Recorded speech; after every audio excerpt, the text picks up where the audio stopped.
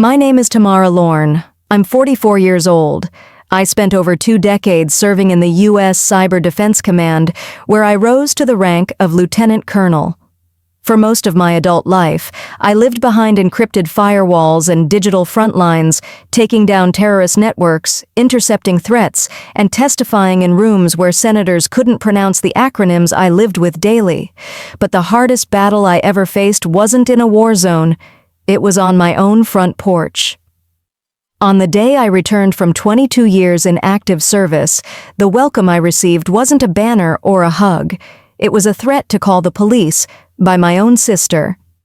The cab had barely pulled away when I stood alone at the rusted iron gate of the house my grandfather built with his bare hands, still in full uniform, discharge papers folded in my bag, boots caked in foreign soil.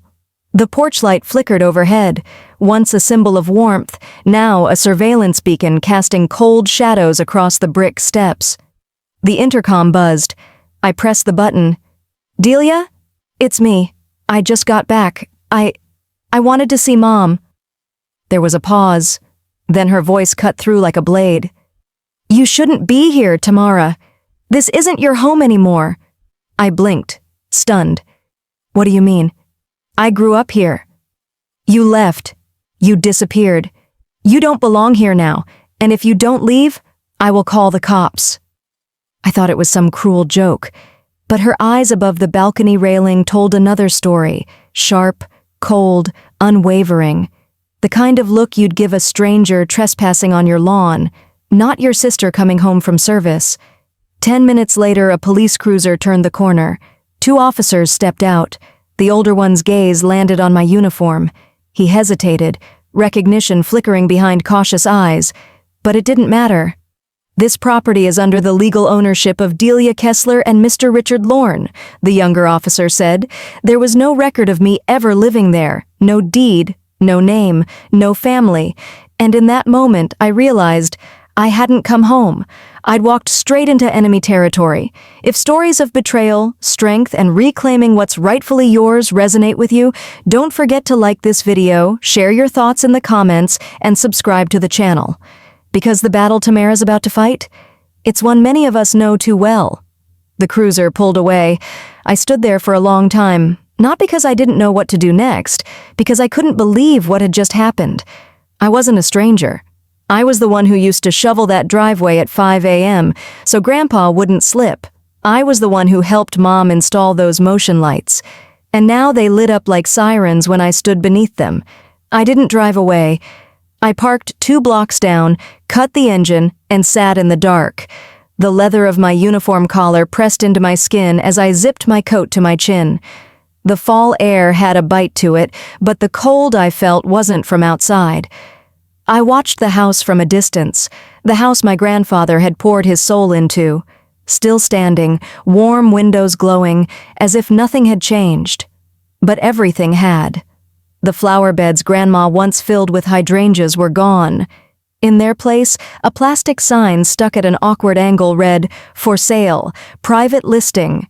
The words blurred in my vision. My hand trembled on the steering wheel. I hadn't cried in years. Not when we lost operatives in Bahrain. Not even when I spent my 40th birthday alone in a bunker 3,000 miles from anyone who remembered it. But that night, something cracked. I wasn't just locked out of a house. I was being erased, from legacy, from memory, from blood, and no one inside seemed to care. I stayed there until the sun crept over the rooftops. Dawn poured gold light through the windshield. That's when I saw him, my father. Same posture, same navy blue sweater he always wore to meetings. He stood in the living room, staring out, but not toward the street, not toward me. I checked my phone. Maybe Mom had sent something, some thread of recognition, but there was only one unread message. "Return to base. There's nothing here for you. No name, no warmth, just an execution." I let the phone fall into the cup holder. They had taken the house. They had taken the will, and now they were coming for my name. But they forgot something. I don't run, I don't retreat, and I don't lose wars. By 9 a.m. the next morning, I was no longer just a daughter abandoned or a soldier discarded. I was a woman preparing for war. The cafe on Jefferson Street still smelled like burnt espresso and old newspapers. I chose it for one reason: Ruth Clay. We'd shared a dorm room for one semester in undergrad before I left for officer training. She was sharp, unshakably calm, and had a way of looking at you that made lying feel like a wasted effort. We hadn't spoken in years, but I knew if anyone could help me cut through a legal mess buried in family lies, it was Ruth. She was already seated in the far corner, a black blazer draped over her shoulders, hair pulled back like she'd been in court all night. When she saw me, she didn't say hello. She simply turned her tablet toward me. "Thought you might want to see this." On the screen, a real estate listing. 1450 Windmere Lane. My grandfather's address, my childhood home, listed under Ravencrest Holdings LLC. "I didn't sign anything," I whispered. "I didn't think you had," Ruth replied evenly. She tapped again. A deed transfer appeared, filed just 3 months ago. My name, Tamara Lorne, sat on the seller line. "That's not my signature," I said. "No," she said. "It's not, but we're going to prove that." Her voice was steady, but my chest tightened. Rage, humiliation, and beneath it all, the sharp sting of betrayal. I was told I wasn't on the deed, that I'd been written out of the will. Ruth paused, then leaned back slowly. "Tamara, your grandfather left the house to you, didn't he?" I nodded. "He told me, before he died. Said it out loud. Said I'd earned it. But you never saw the paperwork?" "No." She pulled a printed record from her briefcase. "They filed a new will a month after his death. This one leaves everything to your father and Delia." My stomach turned. They forged it. Possibly, or coerced. Either way, it's inconsistent with the original version. We'll need to find proof. "I think I have it," I said quietly. "Digital backups. Maybe even Grandpa's old video journal. He used to record everything." Ruth's eyes lit up. "If we find even one mismatch, dates, signatures, notary credentials, we can file a civil claim." I stared at the screen. My name had been replaced, my life rewritten, like I never existed. They told me to my face I didn't belong, that the house was never mine. Ruth looked me dead in the eye. "Then it's time to show them who it really belonged to." That afternoon, I dusted off an old external drive from my military footlocker, the one I used to store encrypted data when overseas deployment made cloud access unreliable. In it were fragments of my life, scanned emails from Grandpa, screenshots of the original will he'd once shown me, voice memos, even snippets of video. I didn't know if any of it would be admissible, but I knew one thing: it was mine. Ruth reviewed it all with meticulous calm. She made a checklist, cross-referenced every document, and paused only when she spotted something unusual. "This notary," she said, tapping a stamp on the corner of the forged deed, "was suspended last year for falsifying DMV affidavits." My eyes narrowed. "Same signature? Exact match." My jaw clenched. So they didn't just cut me out. They orchestrated this, clean, fast, deliberate. Ruth nodded. "Which means we need to move just as deliberately." She pulled out a legal pad, her pen already in motion. "I'm filing an injunction to freeze the property title. We'll subpoena the notary, and we need to start tracing Ravencrest's corporate tree." That name again, Ravencrest Holdings, the faceless entity now listed as owner of my family's legacy. "And guess who pops up?" she added, flipping her tablet toward me. "Brian Kessler, Logistics Director, International Freight, married to your sister Delia." I leaned back slowly. Brian, always traveling, always vague. The kind of man who smiled too much and never answered direct questions. "You think he set it up?" I asked. "I think he's the connection between the shell company and whatever's happening inside that house." My hands curled into fists. "They're laundering more than just a will." Ruth didn't answer. She didn't need to. She handed me her phone. "Call him." I hesitated. "Who?" "Isaac Boone, cybersecurity analyst. You worked with him in Ramstein, right?" I nodded. "We haven't spoken in 2 years." "He's still active, I've briefed him. "He's in, I took the phone." The second Isaac heard my voice, he answered like we'd spoken yesterday. "Pull everything," he said. "Every digital thread, every version of every document. Start building the chain. Don't wait." That night, my apartment turned into a war room. 2 laptops humming, backup drives running, screens flooded with metadata, timestamps, IP logs, and in the center of it all, me. No longer mourning, no longer asking why. Now I was hunting. They thought they'd buried me under forged ink and offshore money, but they'd forgotten something. I still knew how to track ghosts in the dark, and I had just remembered where to start. 2 days later, Ruth called just after sunrise. Her voice was calm, but I could hear the tension buried underneath. "I pulled the utility records for the house," she said. "There's something wrong." "How wrong?" I asked. "Power usage is spiking every night. Sustained electrical load well above residential limits, like industrial refrigeration. But there's no permit, no renovation, no home business filed." A silence passed between us. "You think they're running something illegal out of the basement?" "I think it's worth finding out," she said, and I knew right then I couldn't ignore it. That evening, I parked 2 blocks from the house again. The neighborhood looked the same, but I didn't. I wasn't the woman who had arrived home hoping for reconciliation. I was the woman preparing to expose everything. At 10:45 p.m., a man appeared across the street, mid-40s mechanic's jacket, hat pulled low. He didn't look at me, just leaned casually against a lamppost, then he walked away. When I returned to my car, I found it, a slip of paper tucked beneath the wiper blade. "If you're really Tamara, meet me at Alley 9. 11 p.m. Come alone." I didn't hesitate. The alley behind Windmere Lane was barely lit. Chain-link fences, broken concrete, the smell of oil and old leaves. He was already there. "I knew your grandfather," he said before I even asked. "Name's Ethan. I fix cars over on McCrae. Been here long enough to know when something ain't right." "What did you see?" I asked, my voice tight. "Your sister tells folks you're unstable, that you've got combat issues, but I've seen things." He looked down the alley.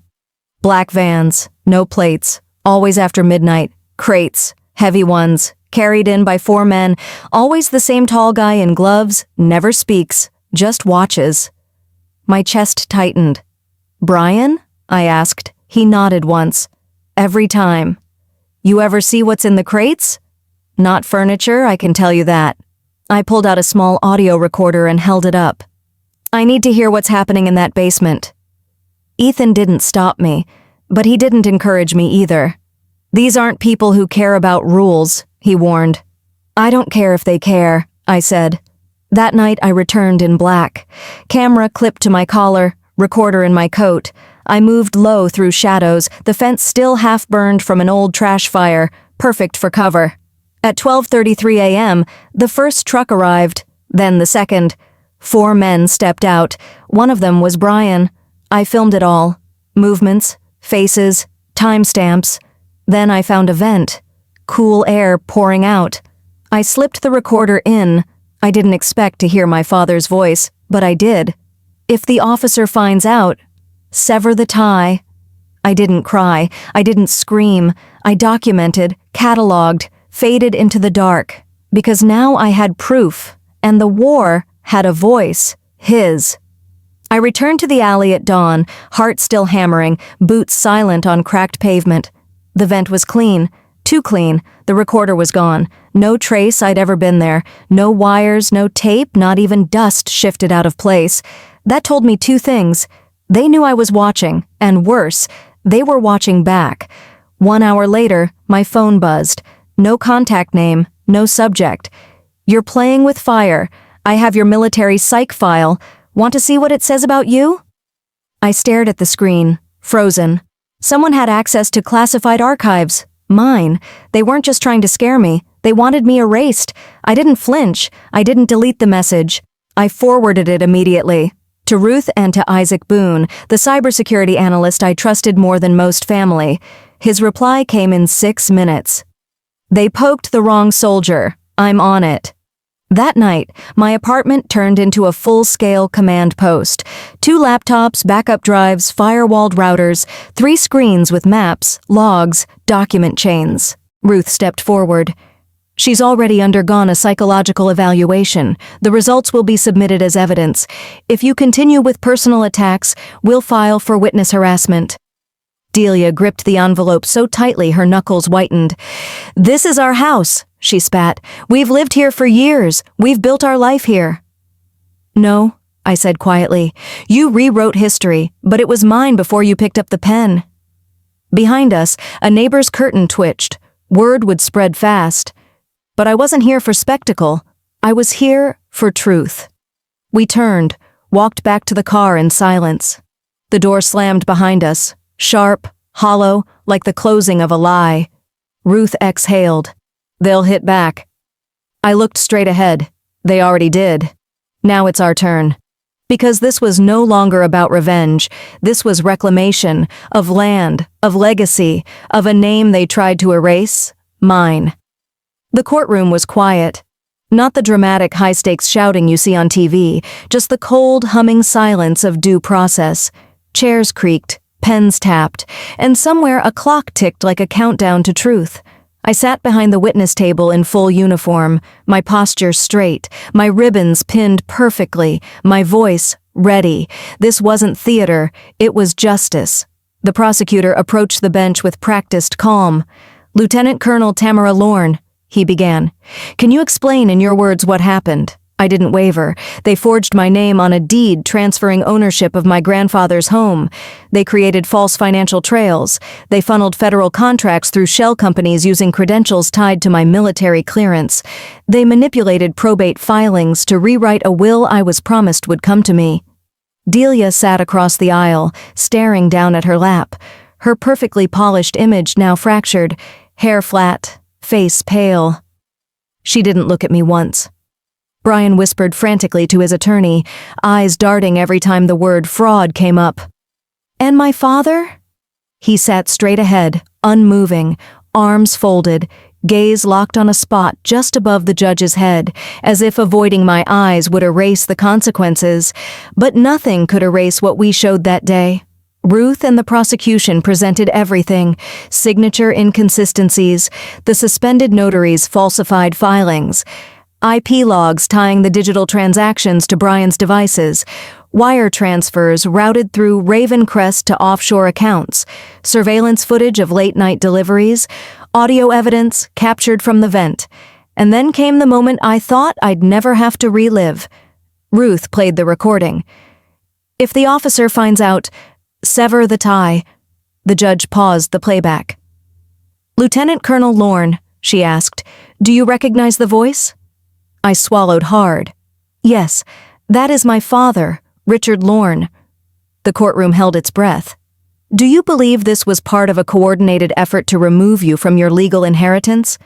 "Yes," I said. "Not only did they try to erase my name, they used it to build a financial operation rooted in lies." The judge looked at the defense. There was no rebuttal, just silence. And then the gavel fell. Delia Kessler, 6 years for fraud and document tampering. Brian Kessler, 8 years for conspiracy, laundering, and misuse of federal credentials. Richard Lorne, 10 years. No parole. No one shouted. No one cried. Emails Grandpa had written. Copies of old deeds. Timestamps from my own deployment logs. Encrypted messages from a decade of service that I had never deleted. Everything they used to erase me now became the very data I'd weaponized to fight back. At midnight, a new presence entered the network. Kayla. A digital forensics expert Ruth had quietly brought in. I'd never seen her face. Voice modulated, identity protected. "I got your data packet," she said. "Nice encryption. Let's see what they missed." She moved like smoke, tracing metadata, scrubbing timestamps, comparing IP pings from the fake deeds and Ravencrest's internal servers. Isaac worked in tandem, layering corporate registries with federal procurement databases. And then, it unraveled. Shell company transactions linked back to Brian Kessler's freight firm. Personal accounts tied directly to Delia Kessler. Midnight wire transfers traced to a logistics route flagged for possible laundering. Then Isaac froze. "Wait," he said. "This lease signature for the warehouse space? It's your father's. He's the authorized land supervisor for Raven Crest." The room fell silent. He hadn't just known. He'd signed off on all of it. Ruth stood up. Her jaw was locked, papers in hand. "I'm filing the injunction tonight. Fraud, forgery, conspiracy to commit federal contract abuse. We're going to court." I stared at the screen one last time. There, in clean font, Land Use Supervisor Richard Lorne, Logistics Director Brian Kessler. They stole my home. They forged my name. They trafficked silence through my legacy. Now it was my turn. Not to scream, not to beg, but to knock on the door with the weight of justice in my hand. 2 days later, we didn't circle the block. We drove straight through the front gate. No more shadows, no more hesitation. This time, I wasn't wearing civilian clothes. I wore my full uniform. Not because I needed the validation, but because they needed the reminder. I was not the ghost they thought they'd buried. Ruth sat beside me in the passenger seat, crisp blazer, legal folder balanced on her lap like a sword. She looked over at me. "You ready?" "I've been ready since the day they told me I was a stranger in my own bloodline." We stepped out of the car. The morning air was sharp, clean, the kind of air that clears the fog of grief. I rang the doorbell. Delia answered, lips painted, hair curled like she was expecting brunch guests. Her smile died the moment she saw me in uniform, and when she saw Ruth and the envelope, her entire expression drained of color. "Delia Kessler," Ruth said calmly, placing the sealed court documents into her hand. "You're being served with a court injunction. Effective immediately, all property transfers, financial activities, and lease agreements tied to this address are frozen." Delia stared at the envelope like it might catch fire. "You can't do this," she hissed. Brian appeared behind her, cool as ever, arms crossed like he'd been expecting us. "You really want to go down this road, Tamara?" he said, voice dripping in smug certainty. I met his gaze. "I was trained to walk roads like this, and I always reach the end." He smirked. "You don't know who you're fighting." "I do," I said evenly. "A logistics fraudster, a forged deed accomplice, and a coward who used my name to win government contracts." His jaw tightened. "You're unstable," he said low, just the sound of futures collapsing under the weight of evidence. Outside, reporters waited. Veterans stood along the sidewalk, some in faded jackets, others in wheelchairs, nodding as I passed. One of them reached out. "Colonel Lorne," he said, voice steady. "You reminded them. We still stand." I nodded once. We don't stay erased. Weeks passed. The headlines faded, but the silence that followed felt deeper than any spotlight.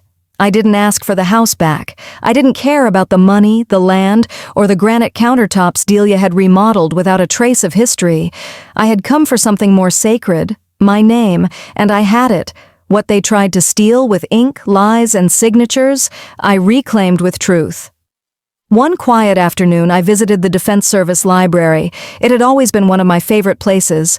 Cool marble floors, rows of dark wood shelves, the soft hush of memory kept alive in pages and plaques. At the back wall, engraved in black granite, was the Wall of Honor, names of those who had served, not just in combat, but in code, silence, and shadow. There it was. Colonel Tamara Lorne, U.S. Cyber Command, 2001 to 2023. I stood in front of it for a long time. Not as a soldier, not as a daughter cast aside, but as a woman who had faced erasure and didn't flinch. No judge could gift that clarity. No prison sentence could undo the betrayal. But this quiet line etched into stone, it couldn't be forged. They had used my identity to build lies. I had used the truth to rebuild mine. I walked out of that library not with a trophy or a headline, but with something deeper. Peace. Not the kind that forgets, the kind that remembers everything and keeps walking anyway. I didn't rebuild my life with bricks or bank accounts. I rebuilt it with truth, not vengeance, not victory songs, just the steady rhythm of walking forward when every voice says, "You don't belong." People asked me if it was worth it, to fight family in court, to relive trauma, to pull decades of memory into the harsh light of evidence. My answer was always the same. They tried to erase me. I refused to disappear. I didn't need their apology. What I needed was silence, the kind that follows when lies collapse, the kind that echoes with clarity, and in that stillness, I stood whole. I went back to the front gate one last time, not to reclaim the house, but to let go. The porch light flickered, but it no longer pierced me. The windows glowed amber behind polished glass. But inside was nothing I needed anymore. I touched the iron gate gently, not as a soldier, not even as a daughter, but as Tamara Lorne, a woman who knew what was stolen, who fought to take it back, and who no longer had to prove anything to anyone. As I turned to leave, a child from the neighborhood pedaled by on a bicycle, paused and said, "Hey, are you the soldier lady who took the house back?" I smiled. "No," I said, "I'm the woman who took her name back." And that was enough. If this story resonated with you, if you've ever had to fight to be seen, to be heard, or to be remembered, don't walk away in silence. Hit the like button, share your story in the comments, and subscribe to the channel. Because here, we don't stay erased. We rise, we rebuild, and we remind the world who we are.